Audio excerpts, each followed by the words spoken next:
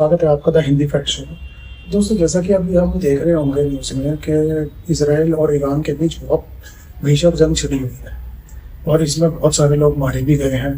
बहुत सारा पैसे का नुकसान भी हो रहा है और इससे जो ईरान की लीडरशिप थी वो पूरी की पूरी ख़त्म हो गई। और एक्चुअली देखा जाए तो इसराइल और जो अमेरिका का मेन मकसद था वो ये था कि वहाँ की लीडरशिप को हटाना, जो कि खमनेई सरकार थी, यानी कि अली अली खमनेई, जो वहाँ के सुप्रीम लीडर थे। तो दोस्तों, अगर देखा जाए तो ईरान में जो है, ईरान में प्रेसिडेंट जो होता है वो जस्ट एक नाम मात्र का होता है। जैसे आप देखोगे यूएस में देखोगे तो प्रेसिडेंट के पास बहुत सारी पावर है, सारी पावर प्रेसिडेंट के पास है, अटैक करने की पावर उसके पास है, सारी चीज़ की पावर उसके पास है। बट ईरान में ऐसा नहीं है। ईरान में प्रेसिडेंट से भी ऊपर एक पद होता है जिसे ये कहते हैं सुप्रीम लीडर, जो कि अली खमनेई थे। और जो अली खमनेई थे वो थे धर्मगुरु, शिया जो मुस्लिम्स हैं उनके धर्मगुरु थे। तो ईरान में दोनों ही टाइप के लोग थे। कुछ इस डिक्टेटरशिप से परेशान भी थे और कुछ इसके मतलब इससे बहुत खुश भी थे कि भाई इस्लाम को आगे बढ़ाया जा रहा है या शिया लोग लागू किया था। तो दोस्तों, अब ये फैसला उनके ऊपर छोड़ते हैं, ईरान वालों के ऊपर, कि उन्हें खमनेई सरकार पसंद थी या कोई अगर आगे कोई नई तंजीम आएगी या कोई नई सरकार बनाएगा अमेरिका वहाँ पर, तो वो थी।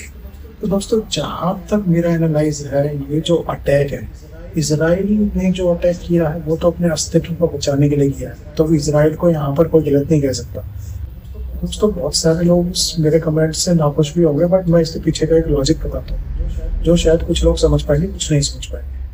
तो दोस्तों, इसराइल जो है, इसराइल अपने अस्तित्व की लड़ाई लड़ रहा है, क्योंकि इसराइल अगर वॉर हारता है यानी कि इसराइल खत्म।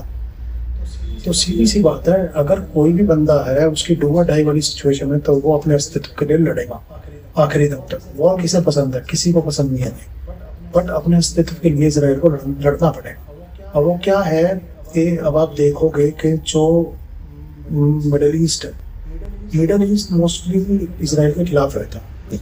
दोस्तों, अगर देखा जाए ना, जो ईरान है, ईरान कई आतंकी संगठनों को फंडिंग करता है और उन्हें हथियार प्रोवाइड कराता है जो इसराइल के खिलाफ एक्टिविटी करते हैं वैसे।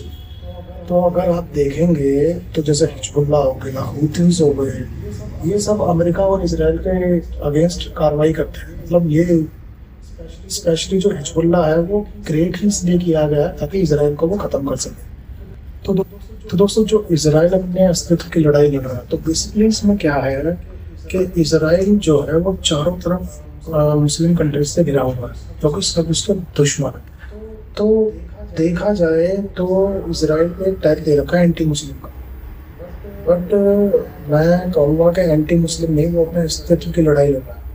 और उसके चारों तरफ मॉडर्न कंट्रीज है, तो उसमें उसका फॉल्ट नहीं है कि वो डिस्टर्बिंग कंट्रीज के बीच में रहे। एक इसराइल के साथ वही सिचुएशन है कि अगर आप एक कम्युनिटी एरिया में मुस्लिम्स के बीच में रह रहे हो तो एक हिंदू का रहना बहुत मुश्किल है देखा जाए तो।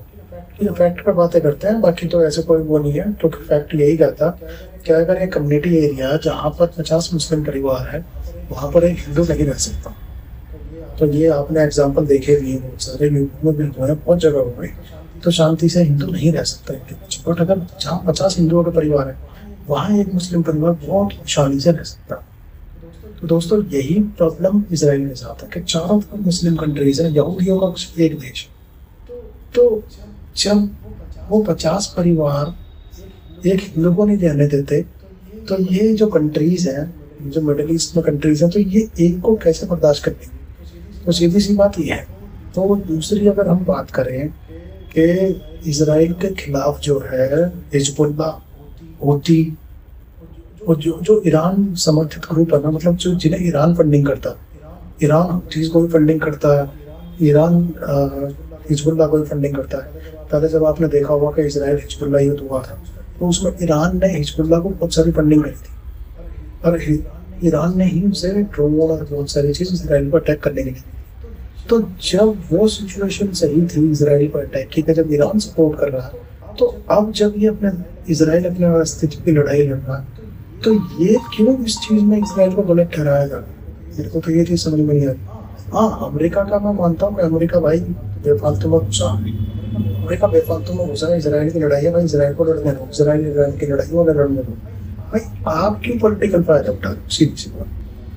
तो अमेरिका का काम ही ये है कि कहीं जहाँ पर आपको लगता है कि एशिया में उसका वर्चस्व कम हो रहा है, तो वहाँ पर एक वॉर करा दे, दूसरे के कंधे पर दो रख।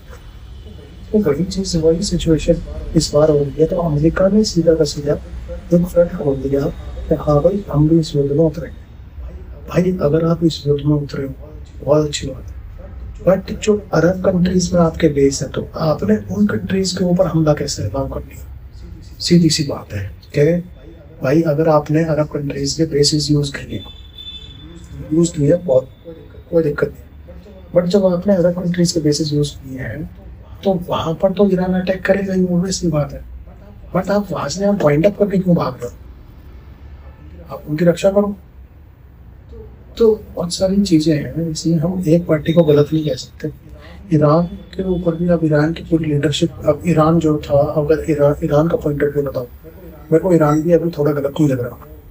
इसका पॉइंट ऑफ व्यू है कि ईरान का एक पॉइंट ऑफ व्यू ये है कि जब पीस टॉक्स चल रही है अमेरिका और ईरान के बीच, पीस टॉक्स चल रही हैं, जेनेवा में टॉक्स थी, बहुत सारी जगह इनकी बातचीत चल रही थी भाई, फेल हो रही थी, कोई बात नहीं। बट आपने सडन अटैक क्यों किया? सडन अटैक करके आपने एक सुप्रीम लीडर को मार दिया, उसकी फैमिली को मार दिया, होती तो उसकी भी थी वहां पर। ह्यूमन राइट्स का वायलेशन कर रहे हो। ह्यूमन कहाँ है? ह्यूमन तो मुझे कहीं दिखता नहीं। जब यूएन नहीं है तो उसको इतनी सारी कंट्रीज फंड क्यों करती है? इंडिया भी छोड़, तो भाई हम क्यों फंड करें भाई, बेफालतू की ऑर्गेनाइजेशन है। तो देखा जाए तो भाई एक मेरा एक पॉइंट ऑफ व्यू है, एक मेरा पॉइंट ऑफ व्यू ये है कि भाई अमेरिका का सीधा सा एक काम, एशियन कंट्रीज में उसका वर्चस्व बढ़ाना। पर ये अमेरिका का दाव इस बार उल्टा पड़ गया था, जहाँ तक मुझे लगता है। ये मैं अपना पॉइंट ऑफ व्यू बता, तो मेरा पॉइंट ऑफ व्यू ये है कि इस बार अमेरिका का दाव पड़ गया उल्टा। अमेरिका सोच रहा था कि इस बार मैं जितने भी मिडिल ईस्ट के बेसिस है वहाँ से अटैक करके चुपचाप निकल जाऊँ। तो ईरान मिडिल ईस्ट के बेसिस पर तो अटैक करेगा नहीं, क्योंकि वो ईरान को उसका सपोर्ट चाहिए, सब कंट्रीज का, मिडिल ईस्ट का। तो वो चाहता था कि सारे मुस्लिम जितने भी थे मुस्लिम कंट्रीज, वो सब के सब एक होके और इनके खिलाफ एक ग्रुप बना दें। बट अमेरिका का भी ये नहीं था कि ईरान इन कंट्रीज पर अटैक कर देगा इनके एयर बेसिस पे। तो अब सबसे बड़ी चीज जो थी वो ये हुई कि जब ईरान ने इन सब 27 कंट्रीज पर जहाँ पर अमेरिका के बेसिस थे वहाँ पर अटैक किया, तो जो वहाँ पर अटैक किया तो सीधी सी बात है कि वो कंट्रीज में लपेटे में आई। वॉर किसके बीच में थी? यूएस, इसराइल और ईरान। और देखिए वो कहाँ तक फैल गई? ये फैल गई सारी जो मिडिल ईस्ट है उसमें। क्यों? क्योंकि ईरान ने सारे जितने भी 27 बेसिस थे उस पर मिसाइल अटैक कर दिया। वही ये कंट्रीज भी चपेट में आ गई। तो अब ये क्या है, अब ये कंट्रीज इसके बाद अगर अमेरिका को अपना बेस यूज करने लगी, मेरे ख्याल से इससे बेवकूफ़ी वाली बात तो कुछ। मेरे ख्याल से जो मेरा मानना है कि इसके बाद ये 27 कंट्रीज में से मेरे ख्याल से आधी कंट्रीज भी शायद अमेरिका को बेस से हटा दें। भाई आप प्लीज यहाँ से अपना बेस ले जाओ, आपकी वजह से हम और युद्ध में चौंके जा रहे हैं। मेरे हिसाब से तो